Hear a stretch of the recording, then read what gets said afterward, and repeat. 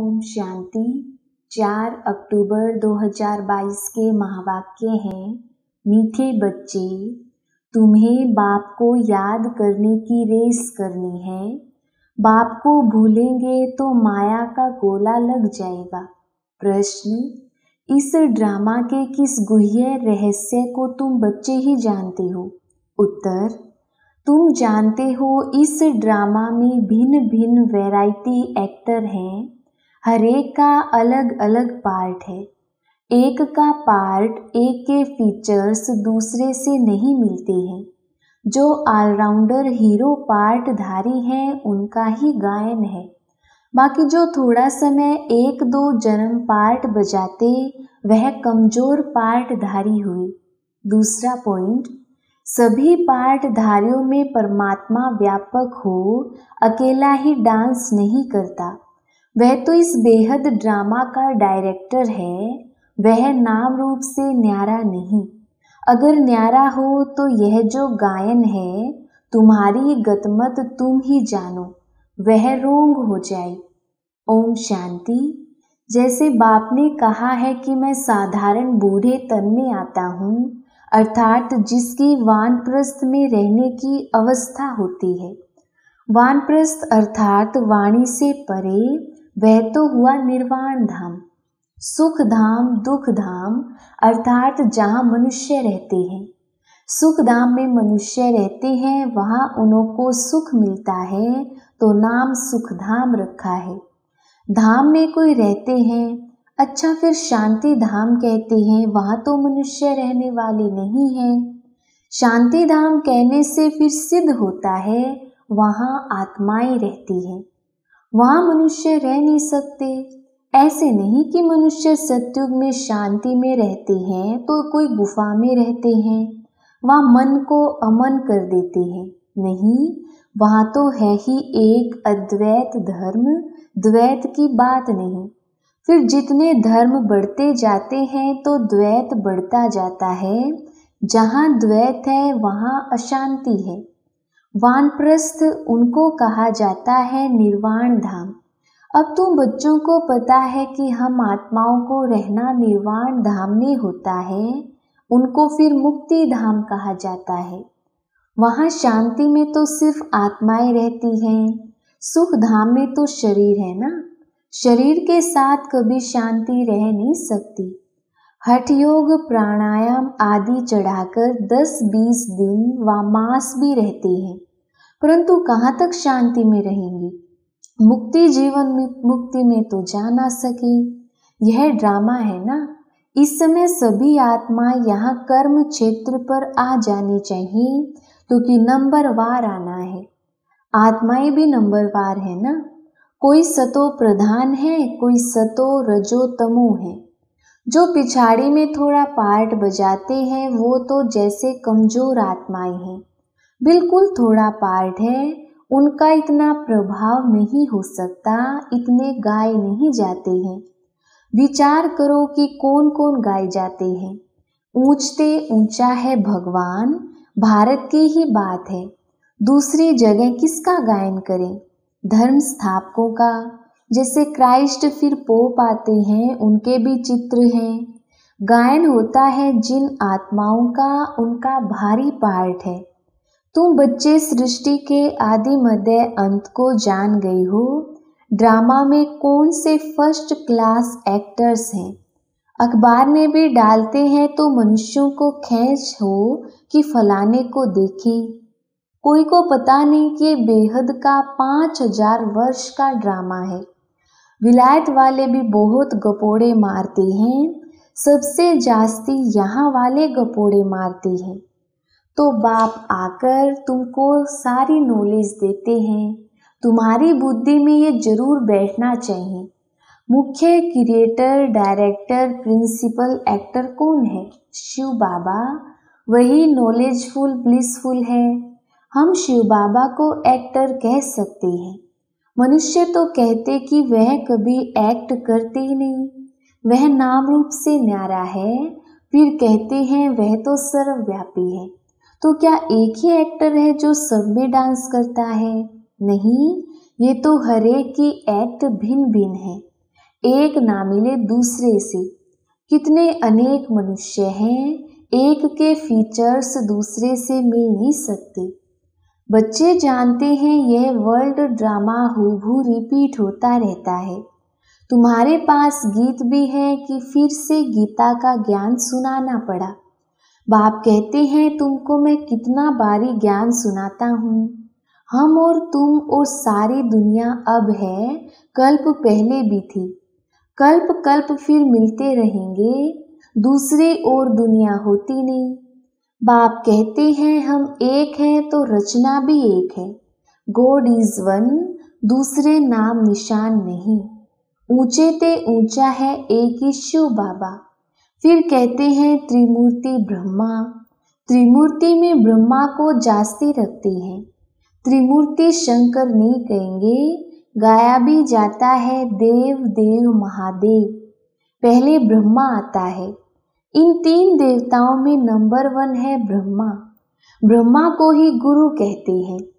शंकर को व विष्णु को कभी गुरु नहीं कहेंगे। त्रिमूर्ति में मुख्य ब्रह्मा है, वह सूक्ष्म वतनवासी तो है संपूर्ण ब्रह्मा। फीचर्स तो एक जैसे ही हैं, तो ऊंचते ऊंच हुआ शिव बाबा, सभी का बाबा। फिर गाया जाता है ग्रेट ग्रेट ग्रैंड फादर, जिससे मनुष्य सृष्टि रूपी सीजरा निकलता है। यह मनुष्य सृष्टि रूपी झाड़ है। पहले पहले एडम अर्थात आदि देव, आदि देवी उनसे रचना रचते हैं। परंतु ब्रह्मा कुमार कुमारी कोई सब थोड़ी बनते हैं।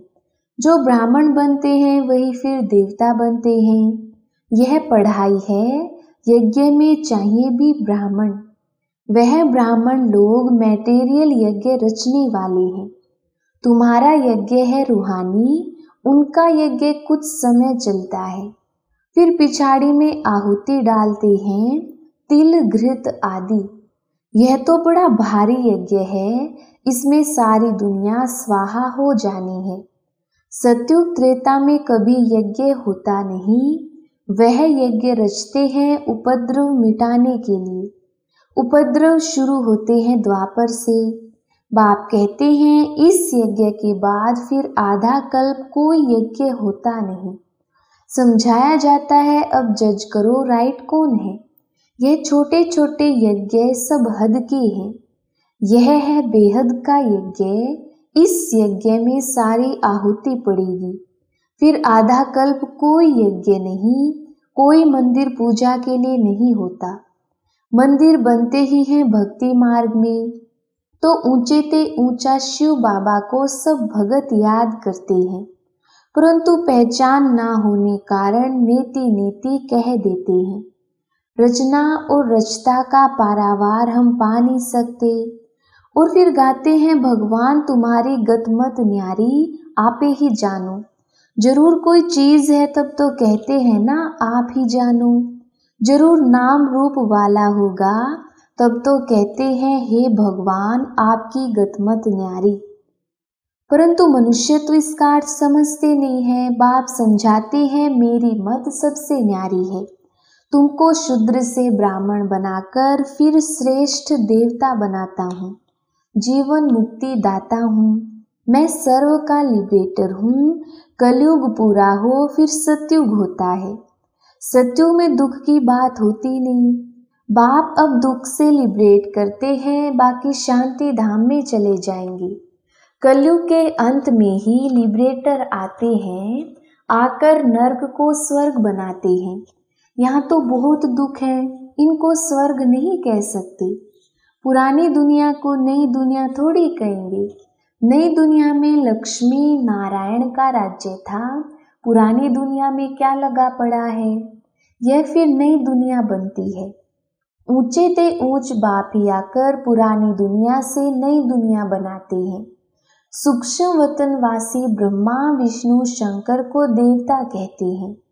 ऐसे कहाँ भी लिखा हुआ नहीं है कि प्रजापिता ब्रह्मा सूक्ष्म वतनवासी है। सूक्ष्म वतन में थोड़ी प्रजा होती है। प्रजापिता ब्रह्मा तो जरूर यहाँ ही चाहिए। ऊंचते ऊंच शिव बाबा, फिर सेकंड नंबर में है ब्रह्मा। शिव बाबा इन ब्रह्मा द्वारा बेड सर्विस करते हैं, ब्राह्मणों को देवता बनाते हैं। यह तो है ही पाप आत्माओं की दुनिया, रावण राज्य। जो कुछ करते हैं उनसे मनुष्यों के पाप ही होते हैं। भ्रष्टाचारियों से ही लेन देन होगी। भ्रष्टाचार शुरू होता है द्वापर से, फिर अंत में बाप आकर महान श्रेष्ठाचारी बनाते हैं। कला कमती होने में 5000 वर्ष लगते हैं। जो श्रेष्ठ ते श्रेष्ठ देवता थे वही फिर नीचे उतरते हैं। यह खेल ही ऐसा है। कितना अच्छी रीति बाप बैठ समझाते हैं। कोई बैठ समझे तो अच्छी तरह से समझ सकते हैं। तुम तो कराची में भट्टी में पड़े, समझने के लिए आते थे। पार्टीशन के बाद सब भाग गए। तुम तो वहां रहे पड़े थे। तुमको किसका संग नहीं था। संग से दूर होते भी नंबरवार पुरुषार्थ किया। सब तो एक जैसा पुरुषार्थ कर भी नहीं सकते।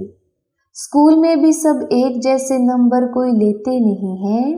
2 स्टूडेंट को 99 मार्क्स मिल नहीं सकते। क्लास में 1-2 के ऊपर थोड़ी बैठेंगे। घोड़ों की भी रेस होती है, उसमें भी एक जैसे 2 हो नहीं सकते। इसका नाम रखा है राजस्व अश्वमेघ। अश्व कहा जाता है घोड़े को।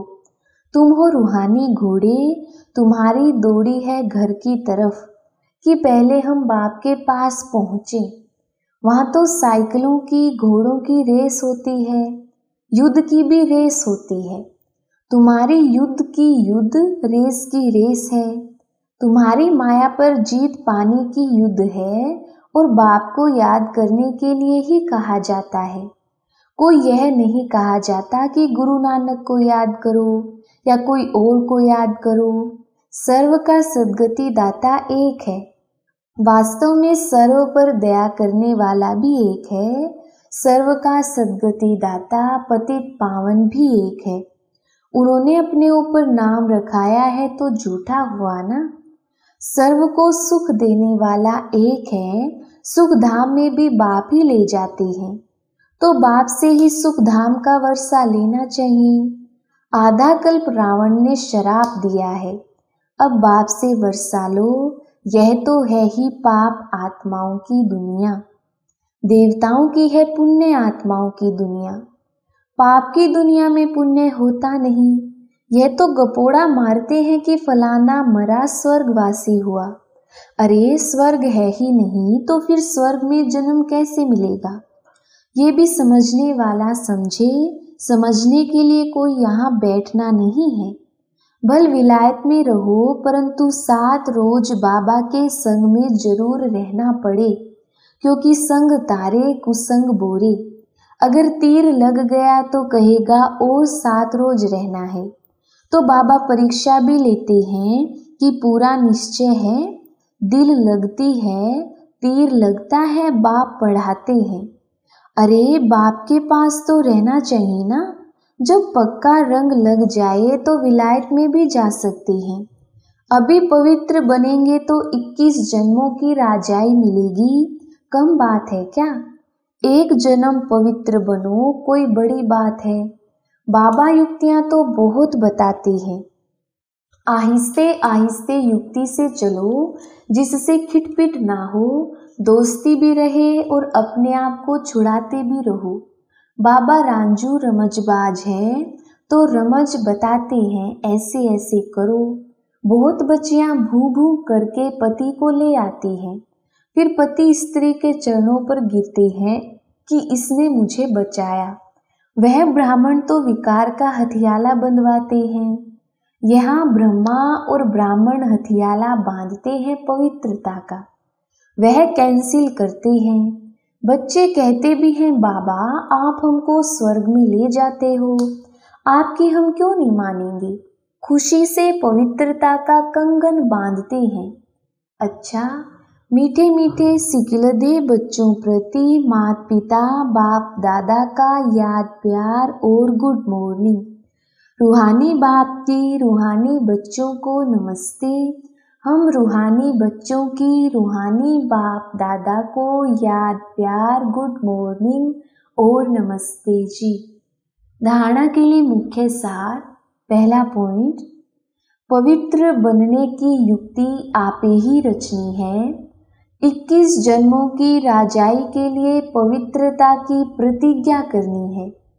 दूसरा पॉइंट, श्रेष्ठ ते श्रेष्ठ बनने के लिए श्रेष्ठाचार्यों से लेन देन करनी है। बाप के संग में रहकर निर्भय बनना है। वरदान, सर्वशक्तिमान के साथ की स्मृति द्वारा सदा सफलता का अनुभव करने वाले कंबाइंड रूपधारी भव।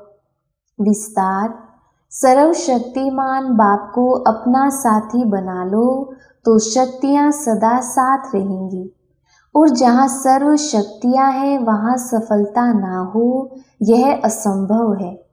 लेकिन यदि बाप से कंबाइंड रहने में कमी है, माया कंबाइंड रूप को अलग कर देती है, तो सफलता भी कम हो जाती है। मेहनत करने के बाद सफलता होती है। मास्टर सर्वशक्तिमान के आगे सफलता तो आगे पीछे घूमती है। स्लोगन, सबकी दुआएं लेनी है तो हाजी करते हुए सहयोग का हाथ बढ़ाते चलो। अच्छा, ओम शांति।